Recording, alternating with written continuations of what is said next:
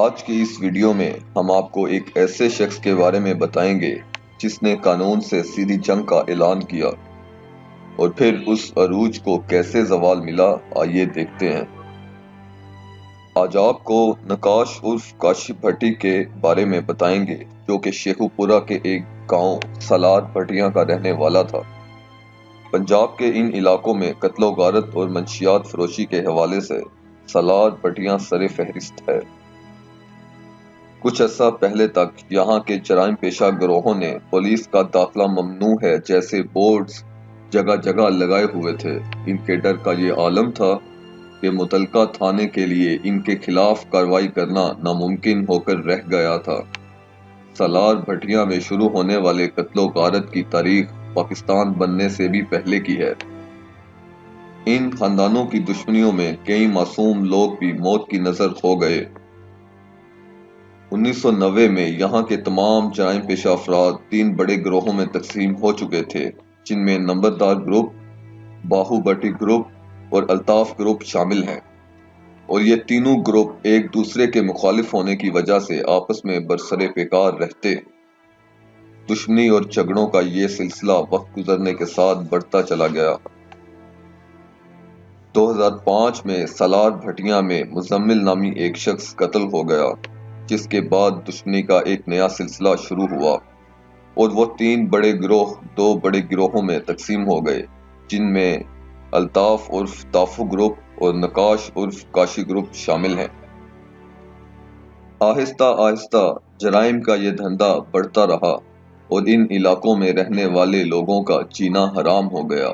کئی لوگوں نے ان باتوں سے تنگ آ کر یہاں سے کہیں اور چلے جانے میں عافیت سمجھی۔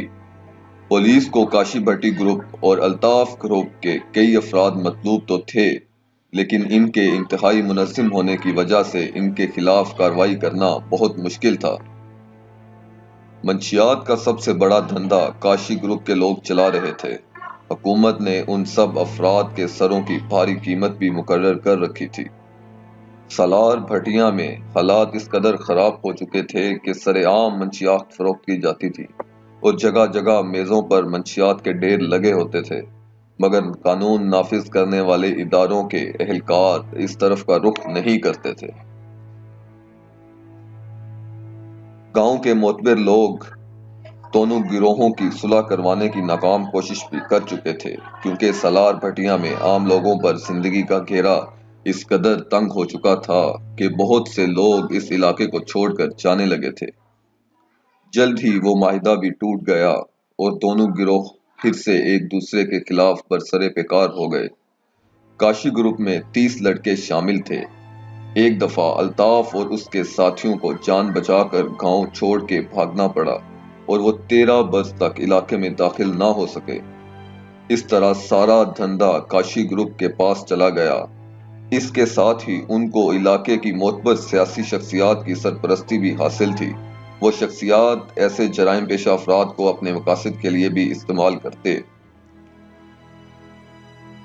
سالار بھٹیاں میں جرائم کا خاتمہ ایک بہت بڑا چیلنج بن چکا تھا اور ان جرائم پیشہ عناصر کی بڑھتی ہوئی کارروائیوں نے شیخو پورہ اور اس سے ملحقہ علاقوں کے لوگوں کے لیے درد سر بننے کے ساتھ ساتھ محکمہ پولیس کی کارکردگی کو بھی ایک بڑا سوالیہ نشان بنا کر رکھ دیا تھا۔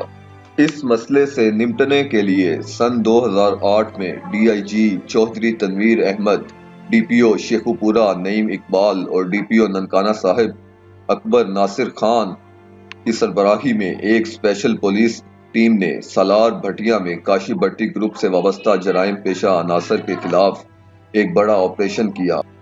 یہ مقابلہ 36 گھنٹے تک چلتا رہا اور اس دوران پولیس کے خلاف باریک ہتھیاروں کا بے دریغ استعمال کیا گیا۔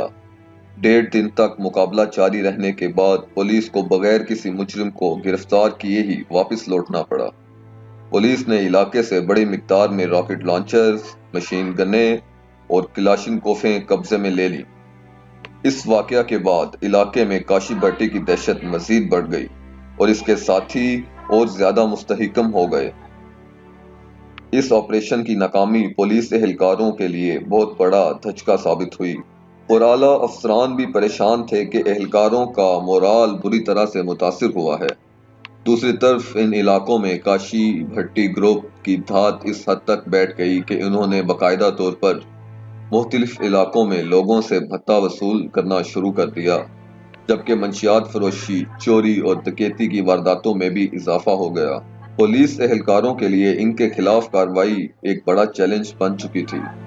کاشی بھٹی کے لوگ بڑے مل مالکان اور تاجروں کو اغوا کرتے اور ان کی رہائی کے عوض ان کے عزیزوں سے اچھی خاصی رقم وصول کرتے اور تاوان کی رقم نہ ملنے پر اس شخص کو قتل کر کے اس کی لاش نہر میں پھینک دی جاتی تھی۔ اس طرح کی وارداتوں نے پولیس افسران کے لیے صورتحال کو انتہائی تشویشناک بنا دیا۔ نئے مشن کی منصوبہ بندی اور تیاری کے بعد مئی 2011 میں ڈی پی او رانا شاہد پرویز نے بختر بند گاڑیاں لے کر سالار بٹیاں پر چڑھائی کی۔ جرائم پیشہ عناصر نے اس بار بھی پولیس ٹیم کا مقابلہ بھرپور طریقے سے کیا اور 14 گھنٹے تک فائرنگ کا سلسلہ جاری رہا۔ اس بار پولیس کی منصوبہ بندی پہلے سے بہتر تھی، جس کی وجہ سے جرائم پیشہ عناصر کو بہت مشکل کا سامنا کرنا پڑا۔ اس پولیس مقابلے میں کاشی بھٹی کی ٹانگ میں گولی لگی، جس کی وجہ سے وہ اپنی ٹانگ سے محروم ہو گیا۔ پولیس کی فائرنگ سے کاشی کا بھائی عمران عرف مانو موقع پر ہی مارا گیا۔ اس پولیس مقابلے کے دوران ملک رحمت نامی ایک سب انسپکٹر بھی شہید ہو گیا۔ ملک رحمت کی شہادت کے بعد پولیس نے بھرپور طریقے سے حملہ کیا تو کاشی بھٹی اپنے ساتھیوں سمیت پولیس کے شدید حملے سے پسپا ہو کر فرار ہو گیا۔ اس آپریشن میں کاشی بھٹی گروپ سے تعلق رکھنے والے 7 افراد ہلاک ہو گئے۔ کاشی بھٹی نے ٹانگ کٹنے کے باوجود جرائم سے توبہ نہیں کی اور منشیات فروشی اور جرائم کا دھندا اسی طرح جاری رکھا۔ ایک کارروائی میں فیصل آباد کے تھانے ستیانہ کے ایس ایچ او نے کاشی کے ساتھی شہزاد کی گرفتاری کے لیے اس کے سسرال والوں کے گھر پہ چھاپا مارا اور اہل خانہ کو حراست میں لے لیا۔ شہزاد اور کاشی کو جب اس بات کا پتہ چلا تو انہوں نے چند ہی گھنٹوں میں پولیس کی وردیاں پہن کر ایس ایچ او کے گھر جا کر اس کے بیوی بچوں کو اٹھا لیا، جس کے بعد نہ چاہتے ہوئے بھی ایس ایچ او کو شہزاد کے گھر والوں کو چھوڑنا پڑا۔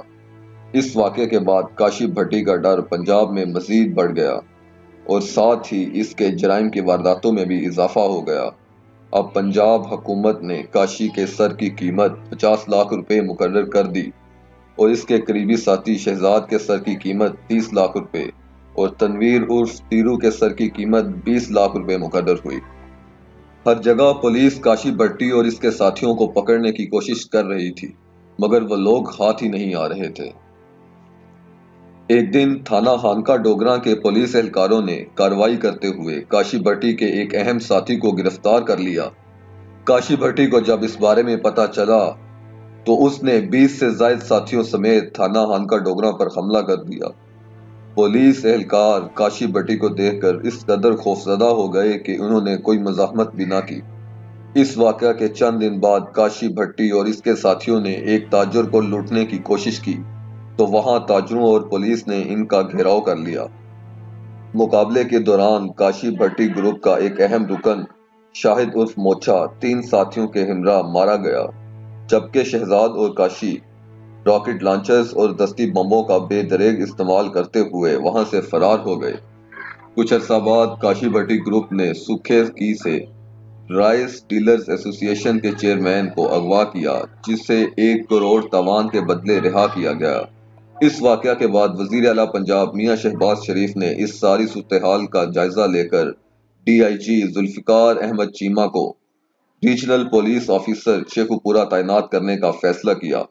ڈی آئی جی ذوالفقار چیمہ کو خصوصی طور پر کاشی بھٹی گروپ کے خلاف کارروائی کرنے کی ذمہ داری سونپی گئی۔